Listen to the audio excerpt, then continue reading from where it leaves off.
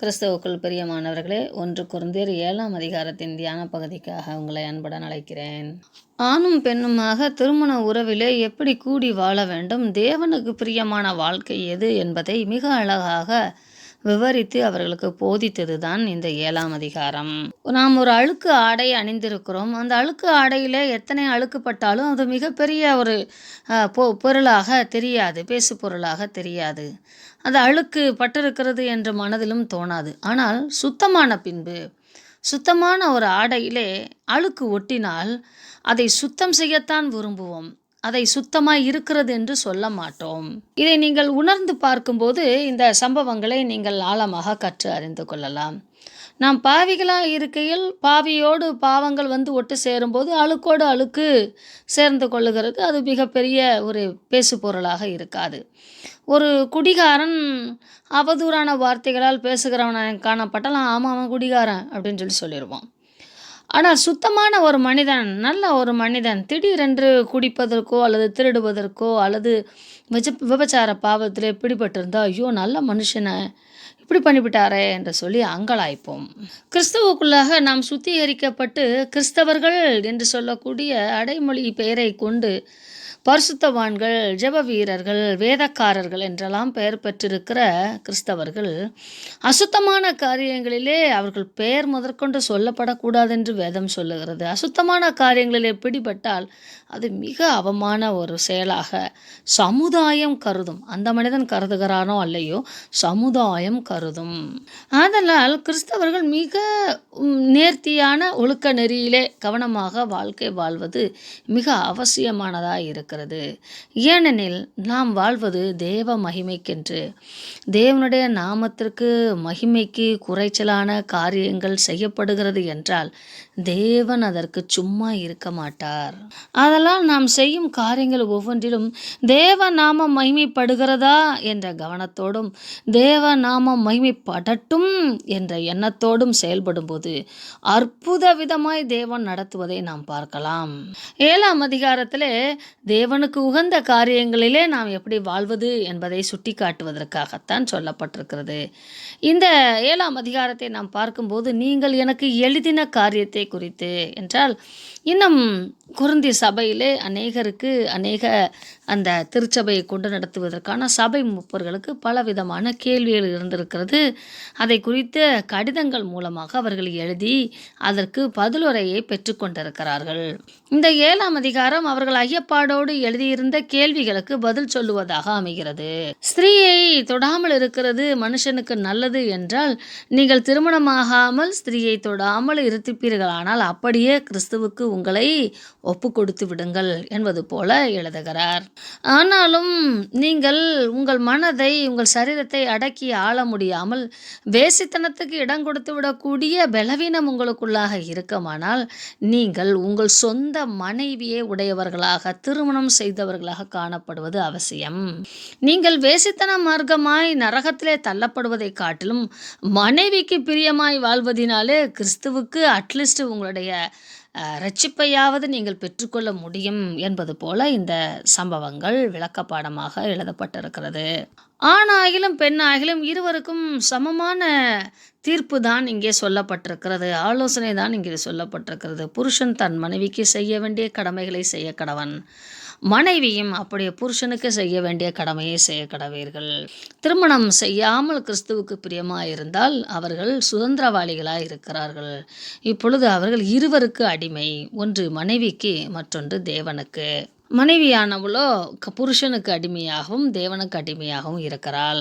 அப்படி திருமண பந்தத்தில் இணைக்கப்பட்டிருக்கிற நீங்கள் எந்த காரணத்தை கொண்டும் பிரிந்து இருக்கக்கூடாது. இணைக்கப்பட்ட நீங்கள் பிரிக்கப்படக்கூடாது. தேவன் இணைத்ததை மனிதன் பிரிக்காதிருக்க கடவன் என்று சொல்லப்பட்டிருக்கிறது. விரக்தியினாலோ வேதனையினாலோ மன சஞ்சலத்தினாலோ ஜெபிப்பலாம் என்று சொல்லி நீங்கள் விரதம் எடுத்திருப்பீர்களானால் இருவரும் சம்மதித்தாலே ஒழிய நீங்கள் பிரிந்திருந்து ஜெபத்திற்கு கூட விரதத்திற்கு கூட நீங்கள் பிரிந்து இருக்கக்கூடாது. திருமண வாழ்க்கை எவ்வளவு ஒரு அந்யூன்யமான ஃப்ரெண்ட்லினஸாக எந்த ஒரு முடிவையும் எடுக்க வேண்டும் என்றால் இருவரும் கலந்து ஆலோசித்து சம்மதம் பெற்றுக்கொண்டுதான் காரியத்தை செய்ய வேண்டும் என்று வேதம் மிக தெளிவாக சொல்லுகிறது. ஈவன் ஜெபத்திற்கு கூட தன் மனைவியோ தன் கணவனோ சம்மதித்தாலே ஒழிய அவர்கள் ஜெபத்திற்கு கூட முடிவெடுப்பதற்கு கூடாது. ஏனெனில் அவர்களுக்குள்ளாக ஒளிவு மறைவு இருக்கக்கூடாது, மீறுதல்கள் இருக்கக்கூடாது. அது தேவநாம மகிமைக்கு இழுக்கான காரியங்களை செய்ய வைக்கும். ஆதலால் இவைகளை பவுல் யோசனையாக சொல்லுகிறார். இன்றைய காலங்களிலே ஆண் பெண் இடத்திலே, அதாவது ஒரு கணவன் மனைவி இடத்திலே அநேக உரிமைகளை எதிர்பார்க்கிறான். ஆனால் மனைவியை ஒரு மனுஷியாக கணக்கிடக்கூட மறுக்கிறான். அதே போல பெண்களும் தங்கள் கணவனை ஒரு பாதுகாப்புக்காக, பணத்திற்காக பயன்படுத்துகிறவர்களாக காணப்படுகிறார்கள். எந்த கணவன் மனைவியை கனவீனப்படுத்துகிறானோ அவன் கடவுளை கனப்படுத்த முடியாது. எந்த ஒரு மனைவி தன் கணவனை பயன்படுத்தி கொள்கிறாளோ அவள் தேவனுக்கு பிரியமான பணி செய்ய முடியாது. இந்த ஆழமான கருத்தை இந்த அதிகாரம் முழுவதிலும் பவுல் எழுதுவதை நாம் பார்க்கலாம். ஏனெனில் எல்லா மனுஷரும் என்னை போலவே இருக்க வேண்டும் என்று விரும்புகிறேன் என்றால் அவருக்கு ஒருவேளை திருமணமாகி மனைவி மரித்திருக்க வேண்டும். அவர் மீண்டும் திருமணம் செய்து கொள்வதற்கு விரும்பாதவராய் இருக்கிறார். ஆகிலும் தேவன் உங்களை அப்படி அழைத்திருந்தால் நீங்கள் அந்த வரத்திலே வாழ முடியும். தேவன் உங்களை அழைத்த அழைப்பிலே வாழுங்கள். கொரிந்து பட்டணத்திலே தகாத விதமாக பல திருமணங்கள் நடந்தது. அதாவது ஒருவருக்கே பல முறை திருமணங்கள் நடந்தது. இன்னும் கப்பல் வணிகத்திலே வருகிற ஆண்கள் கொரிந்து பட்டணத்தில் இருக்கிற பெண்களை ஒரு ஷார்ட் டைம் மேரேஜ் பண்ணிட்டு அங்கே இருந்து அவர்கள் கிளம்பி விடுவார்கள். இதனால் டைவர்ஸ் அதிகமாக நேரிட்டது. திருமணத்துக்கு முன்பாக பெண்கள் தகப்பனுக்கு அடிமைப்பட்டு இருந்தபடினாலே தகப்பன் தங்களுடைய இஷ்டத்திற்கு தங்களை விடவில்லை என்றால் தாங்களே யாரையாவது கண்டு அவர்கள் திருமணம் செய்து கொள்வதும், அவர்கள் அங்கிருந்து போன பின்பு இவர்கள் நான் என் தகப்பனுக்கு அடிமை இல்லை என்று சொல்லக்கூடிய ஒரு சுதந்திரமான சுயாதீனமான அப்படிப்பட்ட வாழ்க்கையை அவர்கள் வாழ்ந்தார்கள் என்றும் சரித்திரங்கள் சொல்லுகிறது. அதைத்தான் 8ஆம் வசனத்திலிருந்து பவுல் விளக்கமாக எழுதுகிறார். திருமணமாகாமல் கைம்பெண்களை குறித்து நான் சொல்லுகிறது என்னவென்றால், அவர்கள் என்னை போலவே இருந்துவிட்டால் அவர்களுக்கு நலமாயிருக்கும். நீங்கள் திருமணம் செய்ய துடிக்க வேண்டாம். ஆனாலும் உங்களால் நீங்கள் கடினப்படுவதை பார்க்கிலும் திருமணம் செய்வது நல்லது.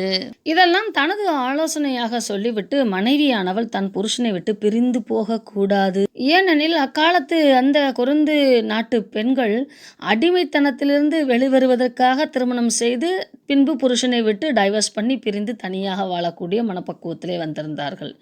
இன்றும் கூட சில கிறிஸ்தவ பிள்ளைகளுக்கு மத்தியில் இப்படிப்பட்ட மனநிலைமைகள் இருக்கிறது. தகப்பனும் தாயும் தன்னை டார்ச்சர் செய்வதனாலே திருமணம் செய்த சில நாட்களிலே புருஷனை விட்டு பிரிந்து தனியாக வாழக்கூடிய, எனக்கு திருமணம் ஆயிட்டு நான் உங்களுக்கு அடிமை கிடையாது, நான் அவனை விட்டு பிரிந்து வந்துட்டேன், அவனுக்கும் நான் அடிமை இல்லை என்று சொல்லக்கூடிய ஒரு வித்தியாசமான அறிவு சார்ந்த நிலையிலே பெண்கள் வாழ்ந்து கொண்டிருக்கிறார்கள். இது கொரிந்து பட்டணத்தில் இருந்தது. அப்படி நீங்கள் பிரிந்து போனால் திரும்பவும் வேறொரு திருமணத்தை செய்யக்கூடாது. ஒருவேளை திருமண வாழ்க்கை வேண்டும் என்று நீங்கள் விரும்புவீர்களானால் புருஷனோடு ஒப்புரவாக வேண்டும். அப்படி ஒப்புரவாகும் மனைவியை புருஷன் தள்ளிவிடக்கூடாது.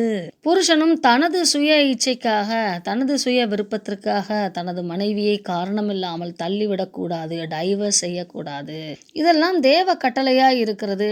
இதை அல்லாமல் நானும் சில ஆலோசனைகளை சொல்லுகிறேன். ஒருவேளை உங்கள் குடும்பத்தில், ஏனெனில் இப்பொழுது சுவிசேஷம் அறிவிக்கப்படுகிறது, யூதர்கள் அல்லாத யூதர்களுக்குள்ளாகவும் ஒருவர் குடும்பத்தில் கணவனோ மனைவியோ கிறிஸ்துவை ஏற்றுக்கொள்கிறார்கள், ஒருவர் ஏற்றுக்கொள்ளாமல் இருக்கிறார்கள். ஆனால் அவர்கள் இயேசு கிறிஸ்துவை ஏற்றுக்கொள்வதற்கு முன்பாகவே திருமண பந்தத்திலே வாழ்ந்து கொண்டிருக்கிறார்கள்.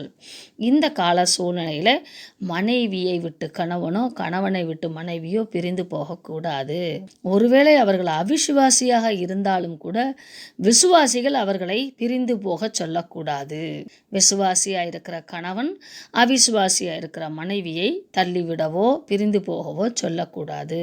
ஆனால் அவிசுவாசியாக இருக்கிற ஒரு கணவனோ அல்லது ஒரு மனைவியோ அவர்கள் பிரிந்து செல்ல சம்மதமாயிருந்தால் அவர்கள் செல்லலாம். அது அவர்களுக்கு கொடுக்கப்பட்ட உரிமை. கிறிஸ்துவுக்குள்ளாக கிறிஸ்துவுக்கென்று நம்மை நாம் அடிமைப்படுத்தி கொண்ட பின்பு கிறிஸ்துவின் பிரமாணத்தை நிறைவேற்றுகிறவர்களாய் இருக்க வேண்டும். நமது சுய இச்சைகளுக்காக நாம் பிறரை பலியாடு ஆக்கக்கூடாது. இப்பொழுது உங்களுக்கு பிள்ளைகள் பிறந்திருக்கிறது, நீங்கள் ஆண்டவரை ஏற்றுக்கொண்டீர்கள், அல்லது ஆண்டவரை நீங்கள் ஏற்றுக்கொண்ட பின்பு உங்களுக்கு பிள்ளைகள் பிறந்திருக்கிறது. அந்த பிள்ளைகள் உங்கள் நிமித்தமாக ஆசீர்வதிக்கப்பட்டிருக்கிறது. ஆதலால் அவைகள் பரிசுத்தமானவைகள். திருமண உறவு என்பது கிறிஸ்துவுக்குள்ளான திருமண உறவானது உடன்படிக்கை, அடிமை அல்ல. அடிமைத்தனம் அல்ல, அது சமாதானம். ஒருவருக்கொருவர் குறைவுகளை எல்லாம் நிறைவாக்கக்கூடிய, ஒருவருக்கொருவர் தேவைகளை எல்லாம் நிவர்த்தி செய்யக்கூடிய சமாதானமான உடன்படிக்கையின் உறவு. கிறிஸ்து நம்ம எல்லோருக்குள்ளும் வாழ்கிறார். அவனவன் எந்தெந்த நிலையிலே அழைக்கப்பட்டிருக்கிறார்களோ, எந்தெந்த ஃபைனான்சியல் ஸ்டேட்டஸில் இருக்கிறோமோ, எந்தெந்த சரீர பலவீனங்களிலே இருக்கிறோமோ, அந்தந்த நிலைகளிலே கிறிஸ்து நமக்குள் வாழ அவர் ஆயத்தமாக இருக்கிறார். அந்த நிலைமையிலிருந்து நம்மை உயர்த்தி வருவதற்கு அவரால் கூடும். ஆதலால் எந்த நிலையிலே அழைக்கப்பட்டிருக்கிறோமோ அந்த நிலையிலே கிறிஸ்துவுக்குள்ளாக வாழ வேண்டும், கிறிஸ்துவுக்கு அடிமைகளாக வாழ வேண்டும். ஆணாகிலும் பெண்ணாகிலும் சரி, அவர்கள் தங்களுடைய கன்னி பருவத்திலே இருந்து விடுவது அவர்களுக்கு முடியும் என்றால் அதுவே தேவனுக்கு உகந்ததாய் இருக்கும். ஏனெனில் விவாகம் இல்லாமல் இருக்கிறது மனுஷனுக்கு நலம் என்று எண்ணுகிறேன். விவாகம், திருமணம் செய்து கொள்வதினாலே விவாகம் செய்து கொண்ட தனது பார்ட்னருக்காக, தனது வாழ்க்கை துணைக்காக அவர்களை பிரியப்படுத்தத்தக்கதான காரியங்களை செய்ய வேண்டிய கட்டாயம் உண்டாகிறது. ஆதலால் இப்படிப்பட்ட கட்டுகளிலே நீங்கள் அகப்பட்டு விட வேண்டாம் என்பதை பவுல் தெளிவுபடுத்துகிறார். அப்படி திருமண வாழ்க்கையிலே ஈடுபட்டிருக்கிறவர்கள் சரீரத்தால் மிகவும் உபத்திரவப்படுவார்கள். இந்த உபத்திரவத்திலிருந்து நீங்கள் உங்களை தப்புவிக்க வேண்டுமென்று நான் விரும்புகிறேன் என்று பவுல் கூறுகிறார். ஏனெனில் இந்த உலகத்திலே எந்த ஒரு வாழ்வும் நிரந்தரமானது அல்ல, அது சமாதானமானதும் அல்ல, அது நமக்கு ஆசீர்வாதமானதும் அல்ல. நித்திய ஆசீர்வாதத்துக்காக இந்த பூ உலகிலே வாழ்ந்து அநித்தியமான இந்த பொருட்களிலே உண்மையாய் இருந்து நித்தியமான வாழ்வை பெற்றுக்கொள்வதற்கான ஒரு பயண காரியமாகத்தான் இது இருக்கிறது. ஒரு பயணத்திலே பயணிக்கும்போது அந்த சீட்டு நம்மளுடையது, அந்த கைப்பிடி நம்மளுடையது, அத்தனை மணி நேரம் அந்த பஸ்ஸிலே நாம் உட்கார்ந்திருப்பது நம்முடையது. ஆனால் குறிப்பிட்ட நேரம் அல்லது குறிப்பிட்ட டிக்கெட்டு இருக்கும் வரைக்கும் அந்த பயணத்தை, அந்த பஸ்ஸை, அந்த பொருளை நாம் பயன்படுத்தலாம். அதன் பின்பு அது நம்முடையது அல்ல என்பது போலத்தான் இந்த பூமியின் வாழ்க்கை. இவ்வுலகத்தின் வேஷம் கடந்து போகிறது. 31ஆம் வசனத்திலே பார்க்கிறோம். நீங்கள் ஆதலால் நித்திய வாழ்க்கை வாழ்வதற்காக இந்த பூமியிலே தேவையில்லாத இந்த கவலைக்குள்ளாக நீங்கள் வாழ நான் விரும்பவில்லை. கர்த்தரை மட்டும் நீங்கள் உங்களுக்கு கொண்டிருப்பீர்கள் ஆனால் கர்த்தருக்குரியவைகளை குறித்து கவலைப்படுவீர்கள். திருமணம் செய்திருப்பீர்களானால் விவாகம் பண்ணின தன் மனைவிக்கு எப்படி பிரியலாம் இருக்கலாம் என்று சொல்லி உலகத்துக்குரியவைகளுக்காக நீங்கள் கவலைப்படுவீர்கள். நித்திய கவலையை காட்டிலும் உலக கவலை உங்களை மேற்கொள்ளும். திருமணம் செய்துட்டு மனைவியை சந்தோஷப்படுத்தாமல் இருந்தால் அது பாவம். அதாவது மனைவிக்கு பிரியமாய் நடக்காமல் இருந்தால் அது பாவம். அதே போல் திருமணம் செய்து கொண்டு மனைவி கணவன்